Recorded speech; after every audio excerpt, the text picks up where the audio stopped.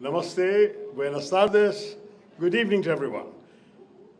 It's a real pleasure for me to address the President of the Republic, to have met with the Foreign Minister, the Vice Foreign Minister, and their colleagues, to have been received by the President of the National Assembly, and in addition to that, to have had a very constructive engagement with the Indian diaspora, or large representatives of it, here this evening, yesterday evening in the city.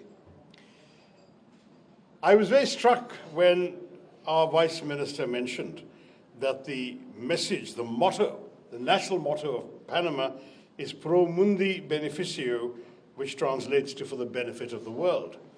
And that struck me as such an Indian sentiment, Mr. Vice Minister, because we have a similar saying that goes back 3,000 years, Vasudhaiva Kutumbakam, the world is a family. And we work in a similar spirit for the benefit of all. That is very much the logic of our civilization and has been for a very, very long time indeed. I was also struck when your foreign minister, who spoke before he had to rush to catch a flight, said that the tiger and the jaguar must fight together. And indeed, we were very gratified by the sympathy and understanding shown for India's position on this issue that our ambassador has highlighted for you all today, the question of zero tolerance against terrorism, and the ringing endorsement that all of you have given us for our fight against terror. We stand with the jaguar, we stand together with you as tigers. This morning, my colleagues and I went to the University of Panama, where we had an opportunity to offer floral tribute to the statue of Mahatma Gandhi, the bust of Mahatma Gandhi on the university campus. We also planted a mango sapling there, which we hope will grow and flourish as a symbol of the fall. But he also taught us, in his brave leadership of our struggle for freedom, that we must always stand up for our rights.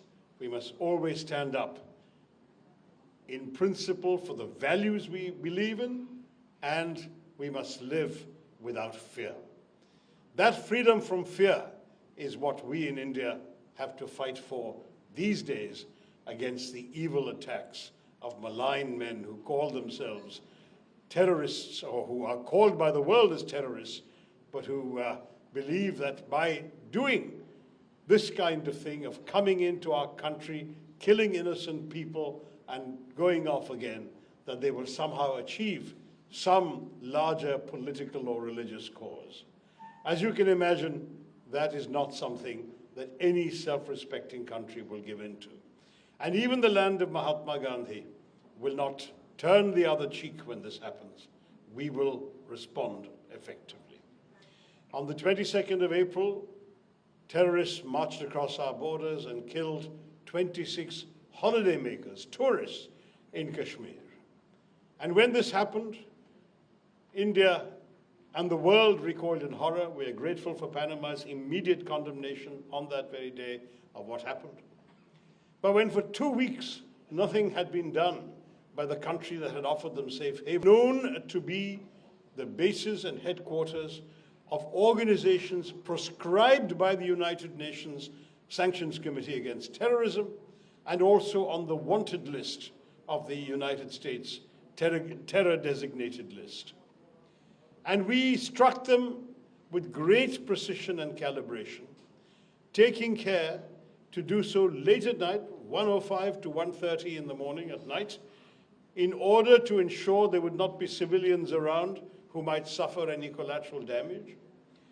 And we hit with great precision only the very targets we had aimed at, sometimes a very precise building within a terrorist compound that's much larger. And we sent a signal to the Pakistan government. We have not targeted or hit any government sites, any military sites, any civilian sites. We have only targeted known bases of the headquarters, of the terrorists. And with this message, we hoped that Pakistan would understand that we were standing up in our own self-defense.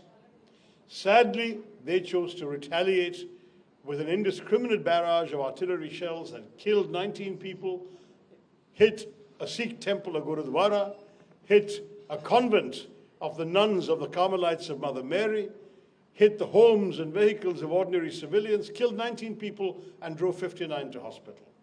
It was then that India retaliated hard. Drones and missiles were sent in our way, we stopped them, and in turn, we hit 11 further sites in Pakistan, this time military sites, which we had spared earlier, leaving craters on the runways of many of their airfields, all of which, of course, have been captured on satellite television. In the end, after 88 hours of this conflict, the Pakistanis called our Director General of Military Operations and sued for peace. They wanted a cessation of firing. We immediately did so, without any hesitation, because our message from the very start had been, we did not intend to escalate conflict, but when Pakistan acted, we had to react. And if Pakistan stopped, we decided to stop.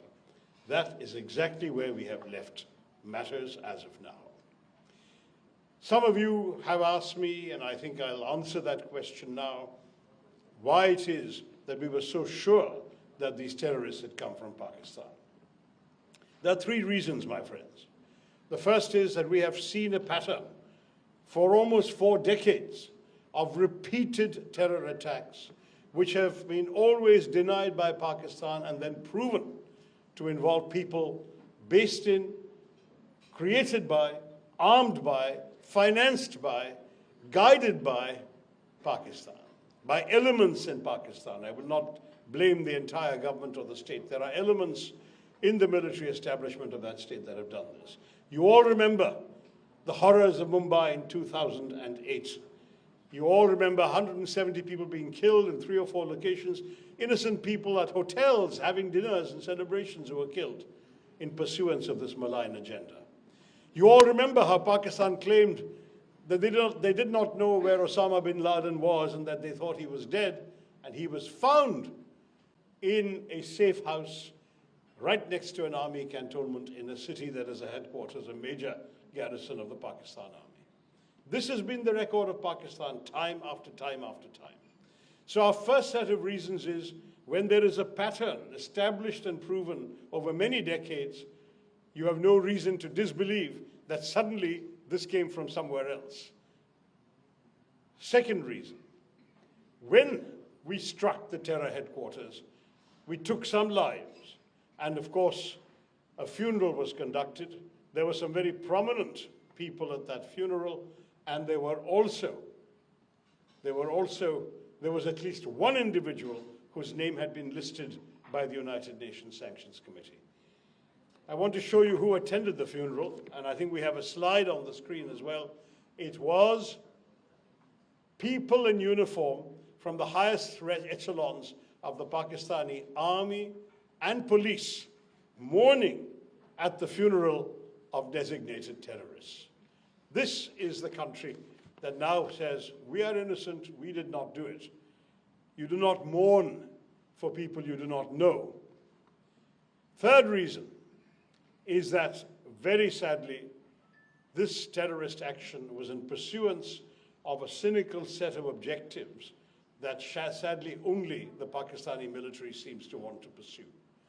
To undermine our country, to undermine the Kashmiri economy, which was booming with tourism.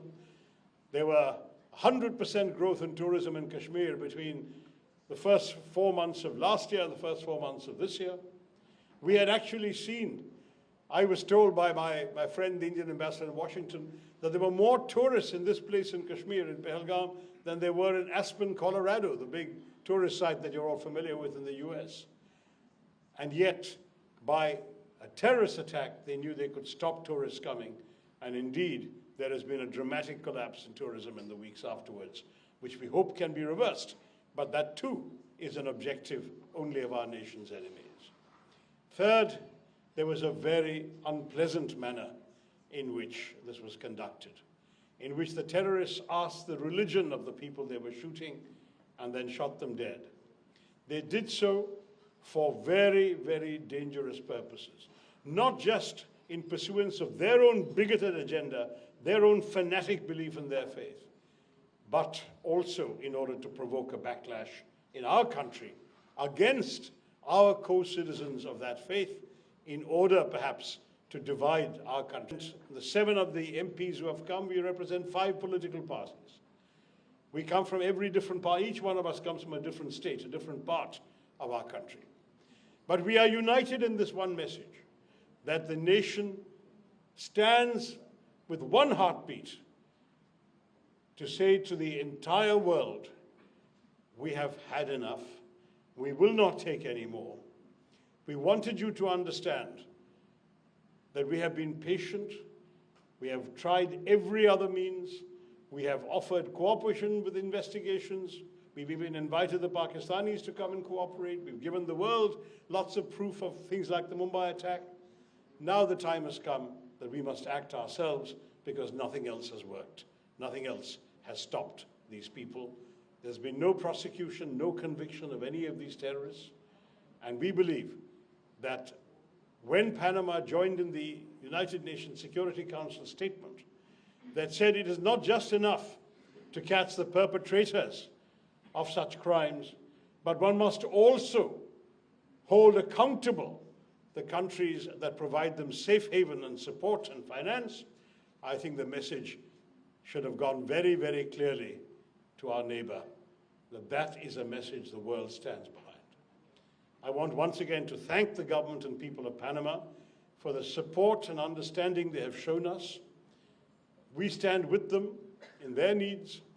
I was very pleased when both the Foreign Minister and the Vice Foreign Minister spoke about the opportunities for close cooperation between our two countries in the economic development of Panama. As investors come from our country, I'm sure you will see a lot more Indian faces at future receptions by my good friend, the ambassador. We have tried very much to give Panama the importance it rightly deserves. And today, as a member of the Security Council, you stand proudly for the forces of peace and security around the world. We thank you, Carlos Hoyos, and your colleagues for all the support you've shown us. We thank you all for coming here, and I hope that you will stay on and enjoy some convivial company and conversation at this reception. But I did want to leave you with this message.